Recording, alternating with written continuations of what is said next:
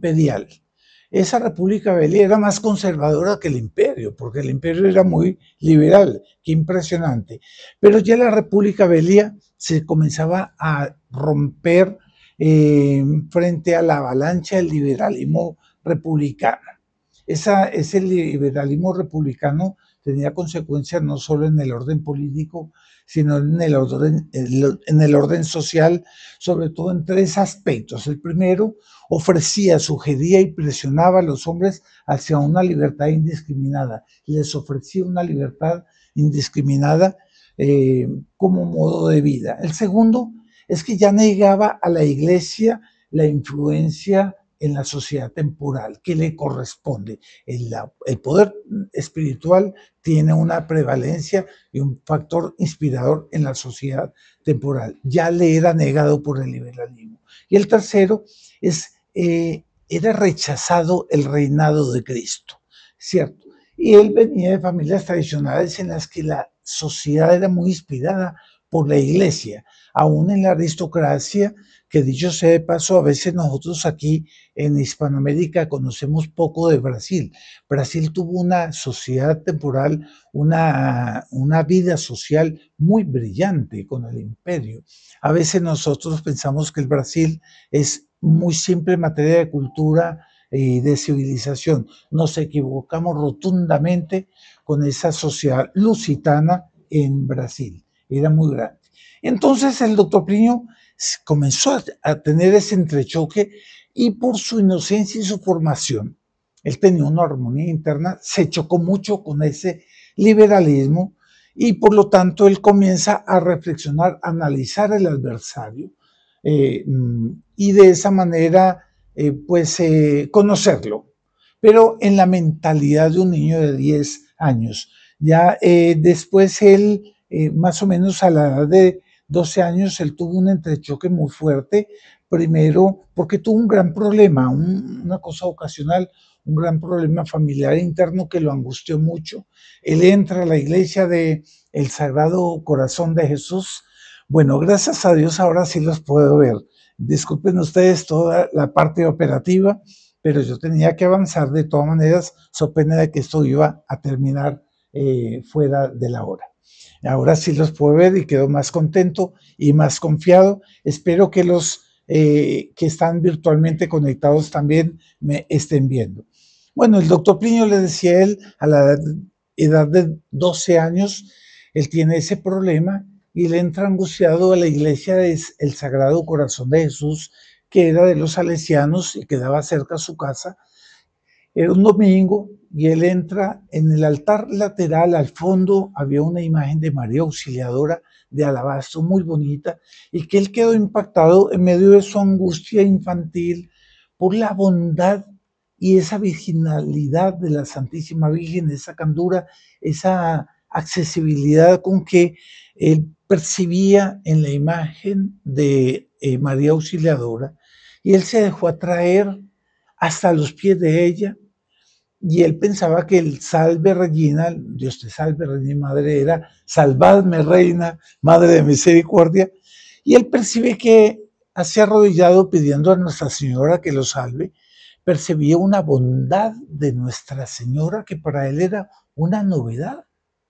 Y decía, yo veo que la Virgen María es más bondadosa que mamá y que doña Lucilia. Y así fue que él comenzó a comprender el papel de la Santísima Virgen en la salvación nuestra, en el cuidado nuestro y en la historia, ¿cierto? Por lo tanto, fue clave para conocer la historia. Él entra al Colegio San Luis y un poco más, ya a los 13 años, 12 años, un poco después, él comienza a enfrentarse porque él se había determinado a mantener todos esos valores familiares, que él veía que era una cosa bonita, que era deliberada, que era noble, y que por lo tanto él no quería romper, ¿cierto?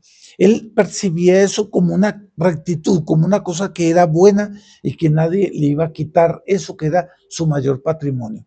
Pero él veía que ya todo ese colegio San Luis de los jesuitas, pero ya estaba infectado con el liberalismo campeante.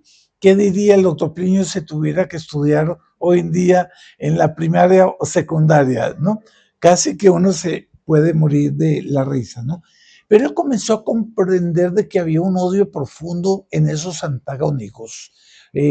Había un entrechoque ya entre el bien y el mal, y él analizaba, él era muy observador, con su carácter, como ya dije, amiguero y de natural liderazgo, por supuesto que eso de un entrechoque, cierto, en que él tenía sus amigos, era respetado entre sus compañeros y profesores, pero tenía también sectores que lo odiaban mucho. Eso para los colegios yo creo que es el pan de cada día, esos entrechoques revolucionarios. Ya aquí tenemos varios profesores.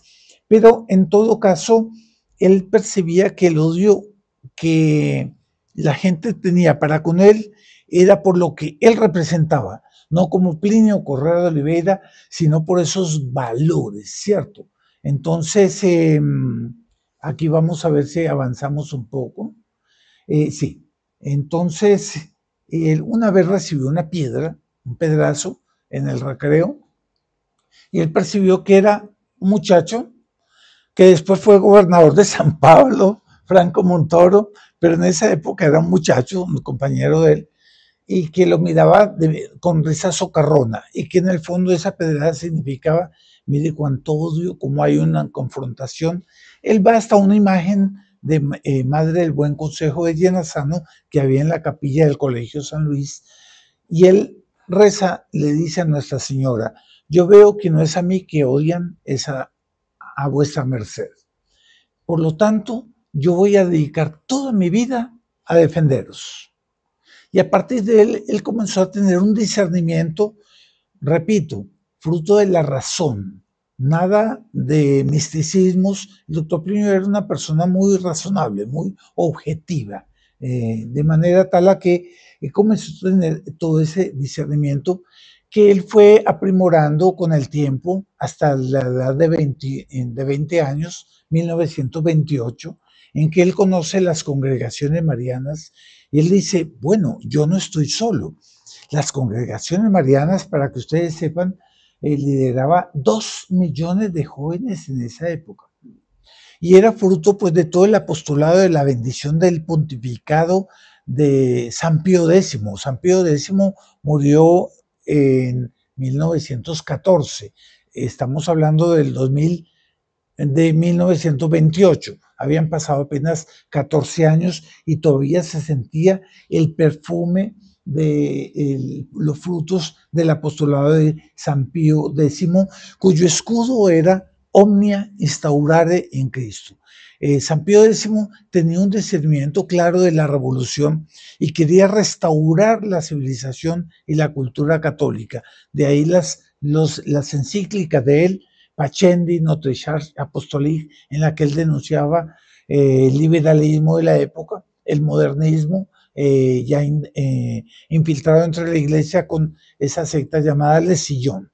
Entonces, él comienza a construir una escuela de acción efectiva para luchar contra ese adversario que él ya percibía y que por la formación de los jesuitas, que él siempre agradeció, pues él entendió perfectamente, de manera tal a que él ya tenía todos los lineamientos del libro Revolución y Contrarrevolución en su cabeza, y ya a esa edad él ya había comenzado sus estudios en la Facultad de Derecho y era un hombre muy inteligente y muy aplicado en sus estudios. De manera tal a que se puede resumir esta primera parte, que es a modo de presupuestos, puede resumirse con esta frase que el doctor Plinio escribió para un libro que escribió en 1984, más o menos, que se llamaba Medio siglo de epopeya anticomunista. Él decía así, cuando aún era muy joven, consideré con amor y veneración las ruinas de la cristiandad. A ellas entregué mi corazón. Ustedes ven que él ya se había decidido por todo ese mundo maravilloso. Él decía alcandorado, es una palabra que en castellano no existe, ¿o sí? Alcandorado es como perfumado, lleno de brumas doradas, ¿cierto? Y él amaba eso, de manera tal a que él ya se había decidido propiamente a esa posesión. Volví mis espaldas a mi futuro e hice de ese pasado cargado de bendiciones mi porvenir. Con esto es la primera parte, esta parte del, digamos, del diplomado. Nos vamos a entrar en el capítulo primero porque yo quiero dejar claro el contexto, el pensamiento, la génesis del pensamiento del doctor Plinio. Y por lo tanto, me parece que en ese sentido vamos bien. ¿Cuánto me falta a mí para yo no exceder? Todavía me faltan como 20 minutos, ¿cierto? Sí, señor, 15 minutos. 15 minutos, alargando un poquito por lo que comimos por el rosario, entonces 20 minutos. Vamos a ver la introducción aquí del libro Revolución y Contrarrevolución. Ese libro lo escribió para ser editado en el número 100 de la revista Catolicismo, en la que él escribía habitualmente y que era el órgano oficial de la diócesis de Campos de Monseñor don Antonio de Castro Mayer. Esa era una revista, un periódico que era muy conocido, se puede decir que era la revista más importante de pensamiento católico brasilero, ¿no?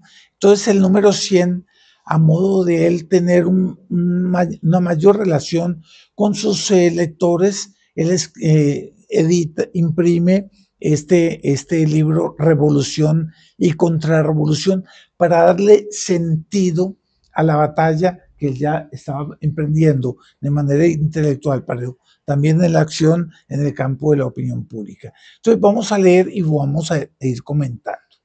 Catolicismo, podemos leer también Cruzada, o toda la escuela de tradición, familia y propiedad. Al dar a luz su centésimo número, quiere señalar el hecho marcándolo con una nota especial que propicia un ahondamiento de la que ya tan grande comunicación de alma que tiene con sus lectores. Para esto, nada le pareció más oportuno que la publicación de un estudio sobre el tema revolución y contrarrevolución. Es fácil explicar la elección del asunto. Catolicismo, doctor Mauricio, bienvenido. Ya coge el bus andando, ¿no? Antiguamente los tranvías nunca paraban. Ellos siempre disminuían la velocidad y había una barra, la persona saltaba, cogía la barra y se subía al tranvía. Así le va a tocar al doctor Mauricio. Catolicismo es un periódico combativo. Como tal, debe ser juzgado principalmente en función del fin que su combate tiene en vista. Ahora bien, ¿a quién precisamente quiere combatir? Entonces aquí ya va entrando en el tema. La lectura de sus páginas produce al respecto una impresión tal vez poco definida. En ellas es frecuente encontrar refutaciones del comunismo, del socialismo, del totalitarismo, del liberalismo, del liturgicismo, del maritanismo y de tantos otros ismos. La revista Catolicismo tenía colaboradores extraordinarios, profesores de primera en materia de historia y de muchas otras artes positivas, de manera tal a que eran artículos extraordinarios. Yo tengo aquí una colección antigua de la revista Catolicismo en varios tomas porque es un verdadero tesoro, una reliquia. Por lo tanto, todos esos artículos eran muy buenos y como una revista de confesionalidad y militancia católica, tocaba muchos temas de orden histórico, filosófico, etcétera, ¿cierto? Bueno, entonces vamos para adelante.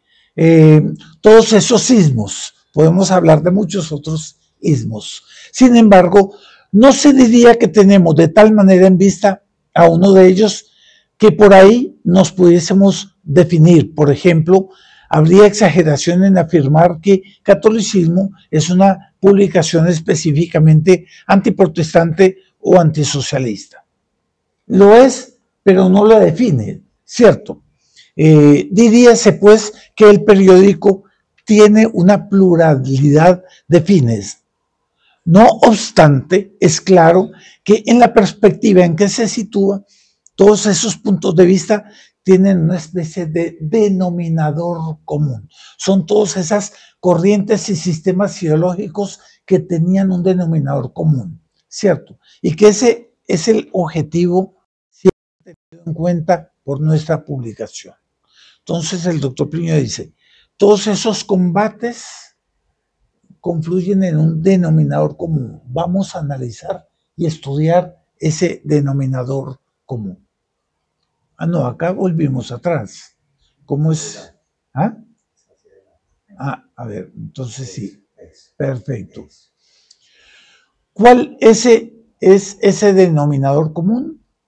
Una doctrina, una fuerza, una corriente de opinión. Bien se ve que una elucidación al respecto ayuda a comprender hasta sus profundidades toda la obra de formación doctrinaria que el catolicismo vino realizando a lo largo de estos 100 meses.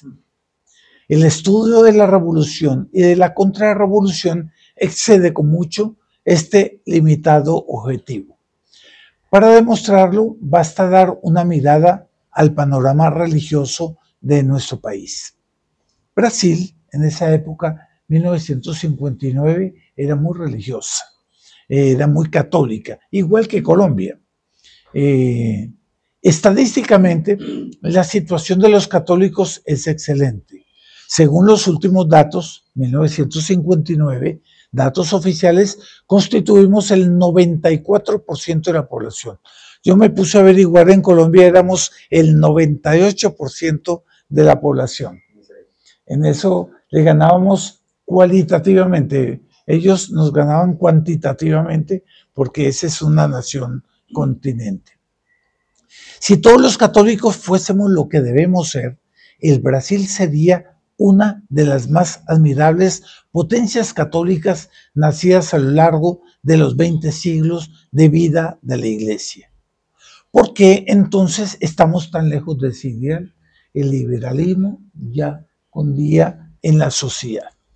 ¿Quién podría afirmar que la causa principal de nuestra presente situación es el espiritismo, el protestantismo, el ateísmo o el comunismo? No. La causa es otra, impalpable, sutil, penetrante, como si fuese una poderosa y temible radioactividad. Entonces aquí ya entra ese denominador común, él dice que es algo impalpable, sutil, penetrante y poderosa, que arrastraba la sociedad. Todos sienten sus efectos, pero pocos sabrían decir su nombre y presencia. Al hacer esta afirmación, nuestro pensamiento se extiende de la frontera de Brasil a las naciones hispanoamericanas, nuestras tan queridas hermanas, de ahí hacia todas las naciones católicas. En todas, el mismo mal ejerce un imperio indefinido y avasallado. Entonces no era un problema de Brasil, era un problema de Colombia, era un problema del Perú, un problema de Francia, de Hungría, de todas las naciones católicas que estábamos presas de esa misma influencia avasalladora, sutil, a modo de una radioactividad, pero que iba avasallando la opinión pública. En todas, el mismo mal ejerce su imperio indefinido y avasallador. Y en todas produce síntomas de una magnitud trágica. Un ejemplo, entre otros, en una carta dirigida en 1956, es decir, 3 años antes de escribir este libro.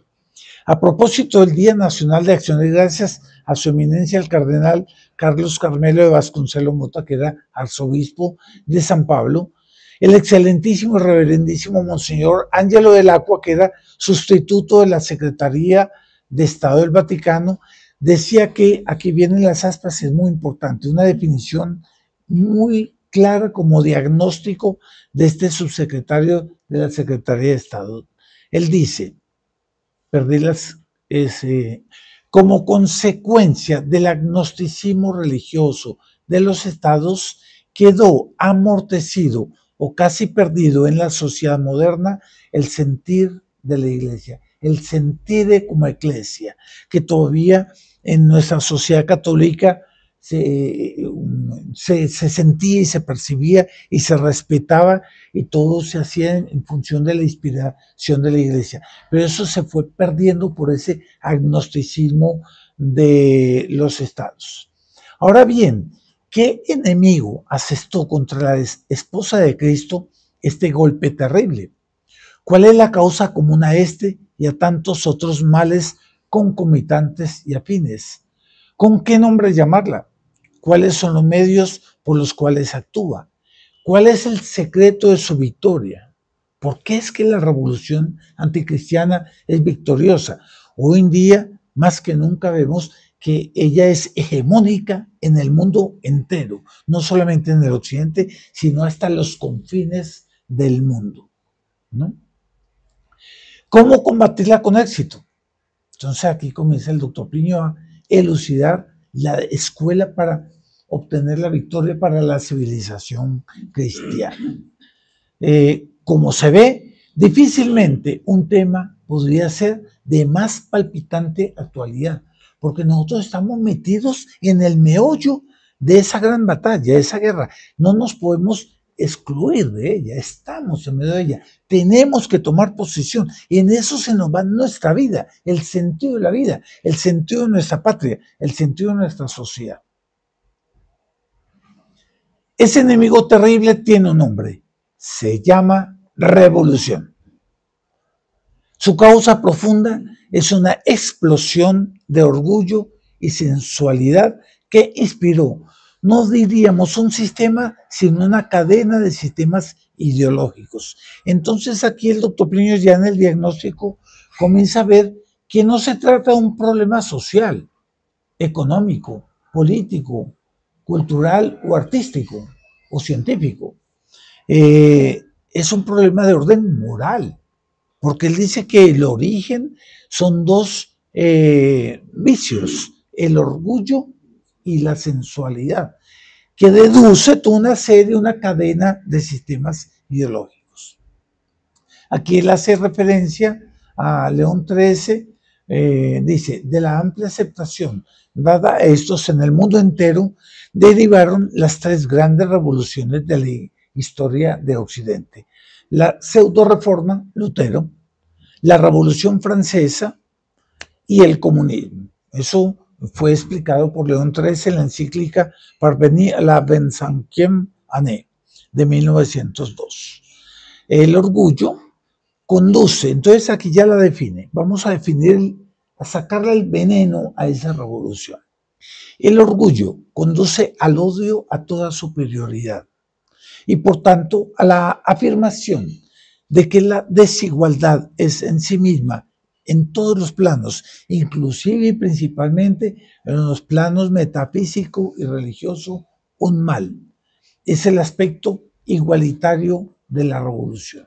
Esto es importante que lo tengamos muy presente, porque aquí cambia todo el esquema del hombre occidental y cristiano para el hombre ya liberal, en el que, llevado por esa revolución, por el espíritu de esa revolución, ya pasa a concebir que la justicia parte de la igualdad, cosa enteramente falsa. Es un concepto enteramente marxista revolucionario.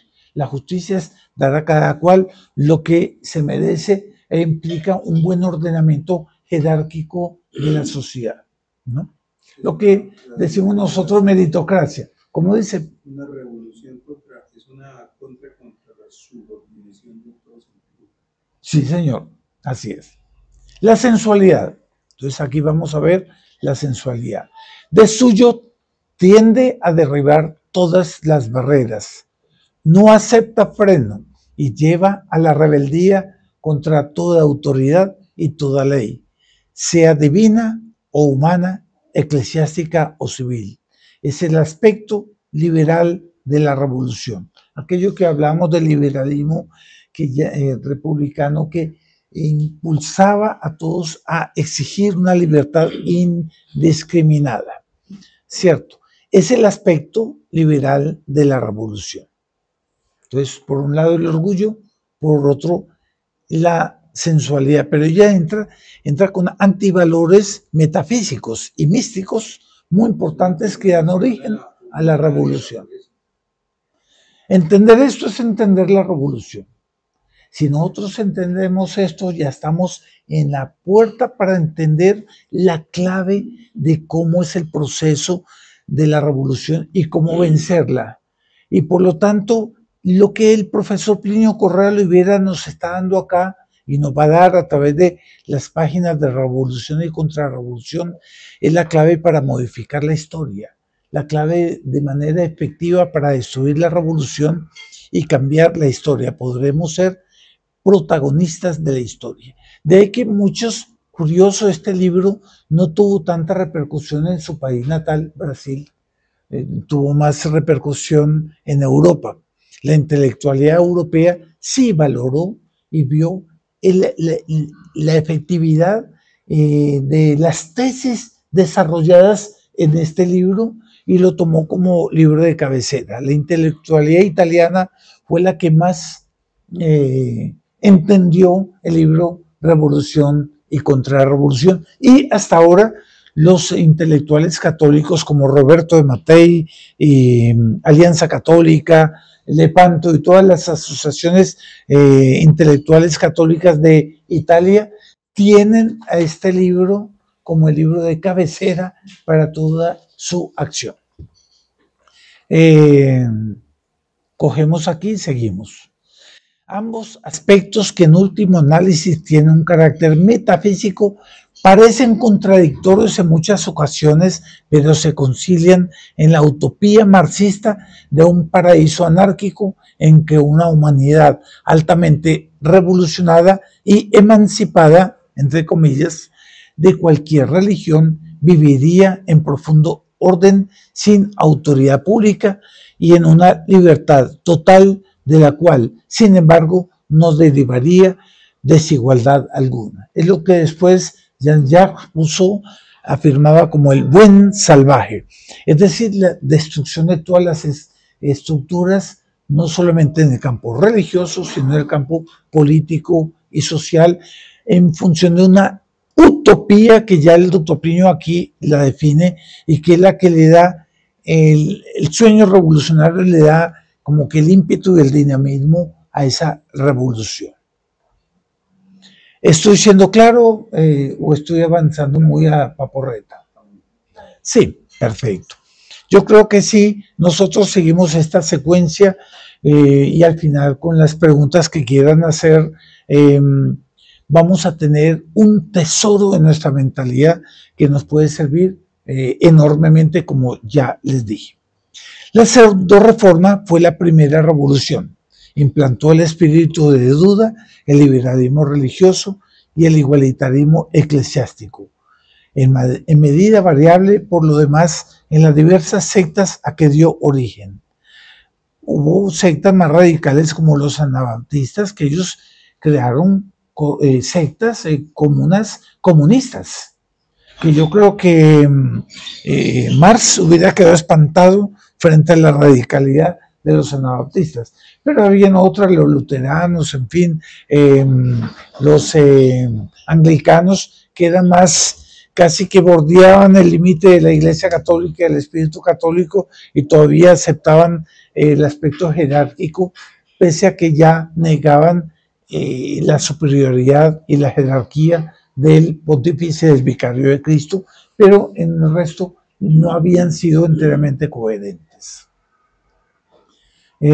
Implantó, eso ya lo leí, le siguió la Revolución Francesa, que fue el triunfo del igualitarismo en dos campos. En el campo religioso, bajo la forma del ateísmo, especialmente rotulado, especiosamente rotulado de laicismo. Y en la esfera política, con la falsa máxima de que toda desigualdad es una injusticia. Entonces usted ve que el concepto de justicia cambió. La desigualdad es injusticia, la igualdad es la justicia.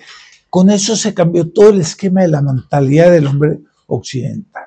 Hoy en día se habla de equidad por todos lados, se habla de desigualdad como una cosa mala, que es necesario acabar con cualquier tipo de aspecto jerárquico por un sentido falsamente justo.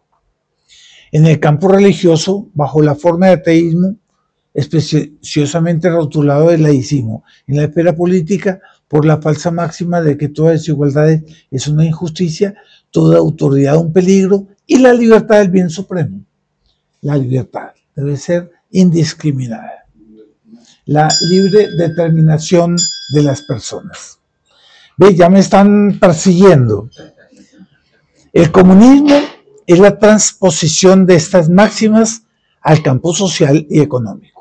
Estas tres revoluciones son episodios de una sola revolución, dentro de la cual el socialismo, el liturgicismo o el humanismo integral, la política de la mano tendida, la política de la mano extendida, son solo etapas de transición o manifestaciones atenuadas. Hoy diríamos el centrismo en cada etapa de la revolución.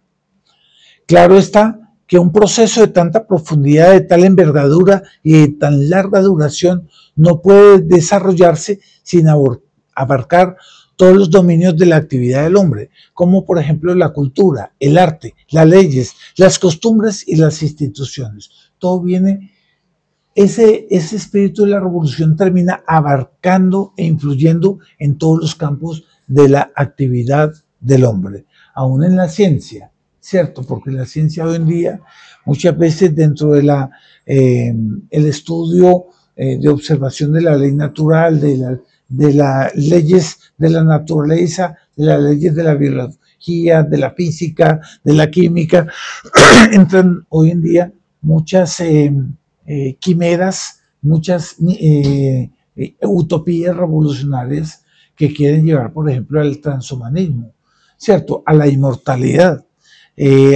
Para el sufrimiento y la enfermedad, lo que es una verdadera utopía porque nosotros vivimos en este valle de lágrimas fruto del pecado original. Aún así, de cada uno de estos temas no podemos aprender sino las partes que nos parecieron más útiles de momento para esclarecer a nuestros lectores y facilitarles la lucha contra la revolución. El doctor Plinio está diciendo aquí que aquí es una enumeración de tesis, pero que es necesario desarrollarlas con coloquios, con profundidades después, y de hecho el doctor Plinio realizó a partir del año 70 toda una serie de reuniones de estudio que llamaba MNF, y él se basaba en la escolástica como herramienta de pensamiento. Él era atomista convicto, y pues la filosofía del evangelio era lo preferido por él, y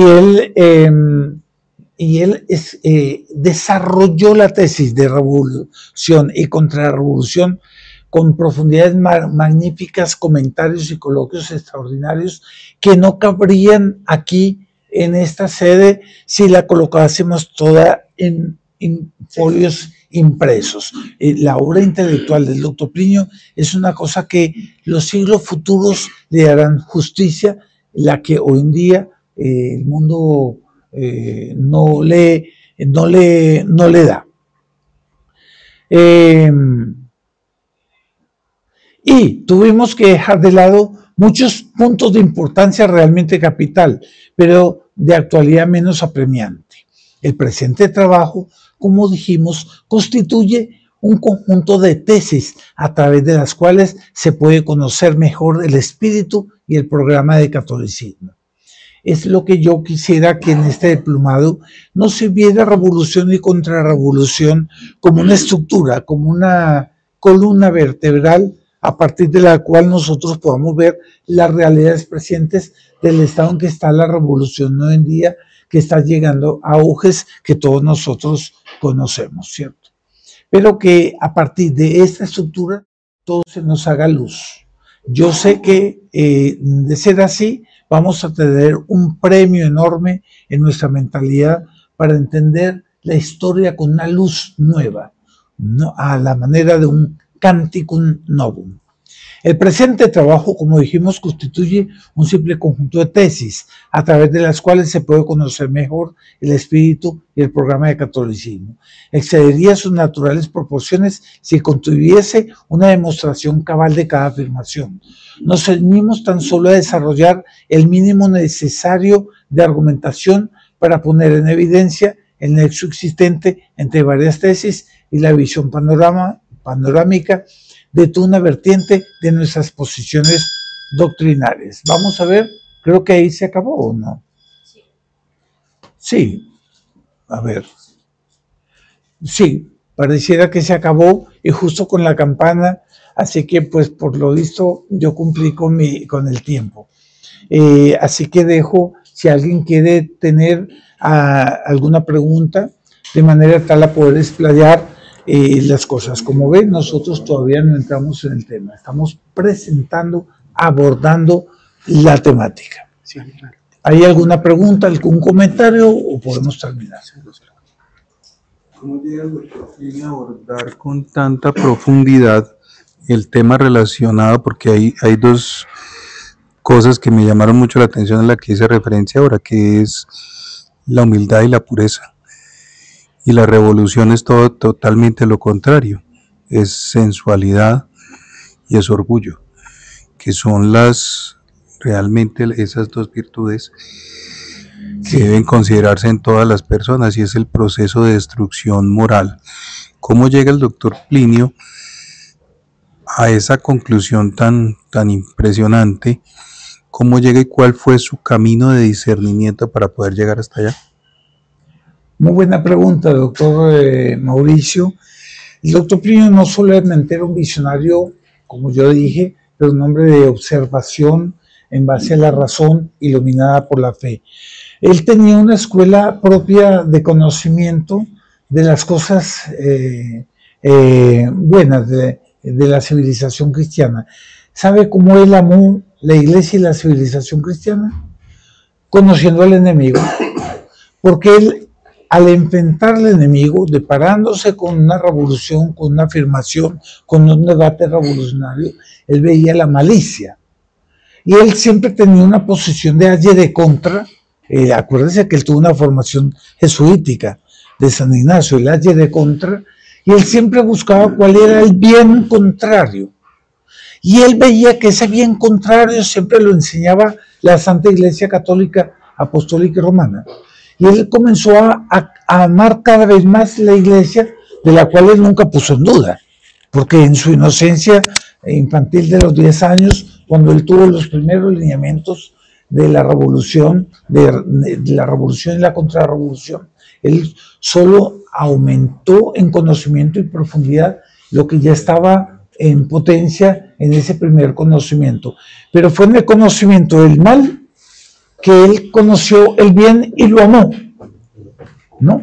Y en ese sentido yo creo que también aquí entra un retorno a la casa paterna, que nuestra sociedad, nosotros le debemos enseñar a la sociedad. El doctor Plinio, él nos decía a nosotros mucho, en todas las décadas que yo tuve el gusto y el honor de poderlo acompañar y dejarme formar por él, que nosotros debemos ser en nuestra escuela de pensamiento de acción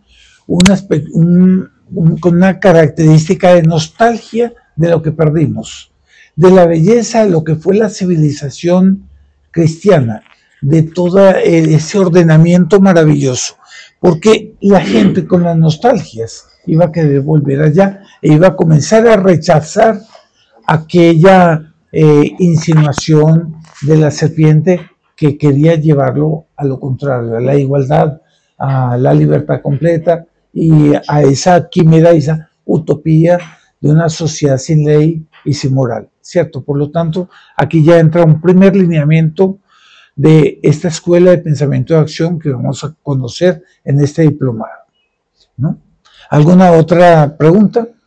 No, Fernando, ¿Quiere hablar un poco más fuerte para que quede grabado para los que quieran después? El señor Daniel por internet le estaba haciendo una pregunta. Sí, a ver, yo estoy saboteando a los que están virtualmente conectados. No veo acá la pregunta. ¿Usted la tiene ahí? Sí. Por favor, ¿la puedes? La vuelvo a preguntar, de pronto es que intervención. No, puede, este es el momento apropiado. Sí. Cuando él alude a una de las formas de la revolución de su época, él denomina liturgicismo. Sí. Ahí alude a que a la pérdida de la tradición en la liturgia, la simplificación que se ha venido haciendo, pues permítame con todo respeto, por el masón de Aníbal Emulín y otros desde esa época, o él la que alude con liturgicismo, porque no lo he podido comprender. Es una manifestación de la revolución es para que a todos nos quede claro. Gracias. Gracias. Primero, yo como no lo estoy viendo, quisiera tener el honor con quien estoy conversando. ¿Cuál es su nombre? Don Luis Fernando, mucho gusto. Yo soy Daniel Villa. Doctor Daniel Villa. Un admirador de sus valientes intervenciones. Viejos amigos, qué bueno tenerlo. Muy buena pregunta. El liturgicismo fue toda una corriente filosófica en el campo de la liturgia, de corriente del progresismo. ¿El progresismo qué fue?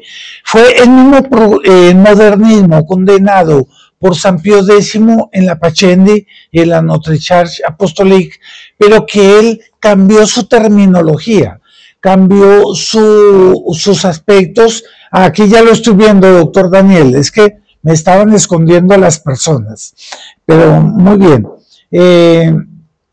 El liturgicismo quería cambiar la liturgia, que usted sabe que la liturgia es la lex orandi, es decir, es la misma fe que nosotros profesamos, pero en el culto, y ella viene desde los apóstoles, de tal manera que la misa que nosotros siempre vamos los domingos es simple y sencillamente la misma misa de los apóstoles, cuando después de la muerte de nuestro Señor, la resurrección y el Espíritu Santo, ellos siguieron celebrando la Santa Misa y practicando la transubstanciación, y eso fue siendo mejorada en una liturgia que orgánicamente se fue dando a lo largo de los tiempos.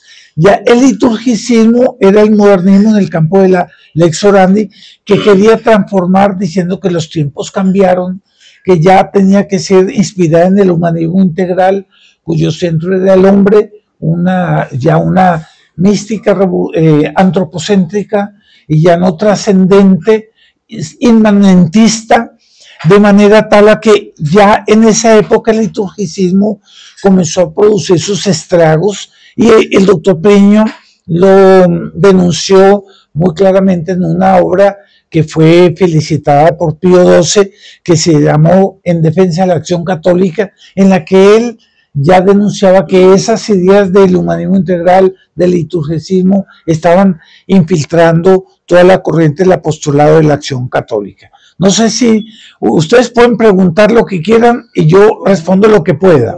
¿Cómo evoluciona el liturgicismo al laicismo? No, el liturgicismo es la lex orandi. El laicismo se podría decir que es ya la parte sofística, toda una corrientes, sistemas ideológicos que decorrieron de esos dos vicios, el orgullo y la sensualidad, y fueron decorriendo el liberalismo, separación iglesia-estado, ¿cierto? Y todas esas corrientes, digamos, liberales, ¿sí? Libre determinación de los pueblos, la soberanía, las constituciones, todo eso no existía. La cristiandad era un conjunto de naciones inspiradas en la iglesia, ¿cierto? Que podía, en esta vida siempre hay toda una serie de problemas y dificultades y equivocaciones, pero ella era la más excelente expresión de civilización que jamás en la historia hubo hasta ese momento, ¿cierto? De tal manera que todas esas corrientes y sistemas ideológicos confluyen en apoyar las tres revoluciones. Hoy en día podemos hablar de más. Después de la revolución comunista hubo una que fue la revolución temperamental del hipismo, la cuarta revolución que quería destruir todas las estructuras de la sociedad, y hoy en día estamos metidos hasta la coronilla en la ecología, su carácter panteístico y por lo tanto satánico también, gnóstico que tiene. Por lo tanto ya estamos hablando de que la revolución muestra sus propios fines hoy en día. Doctor Rodrigo, por favor. Gracias, don Luis Fernando. La pregunta es la siguiente. La pregunta es la siguiente. Le están grabando ahí. En la jerarquía está pues el romano pontífice, los obispos y el romano pontífice, el obispo de Roma, el episcopado, los obispos pues, y posteriormente el presbiterado, los diáconos, el pueblo de Dios o los laicos. ¿Qué diferencia hay entre laicismo y laicos, que nosotros somos laicos?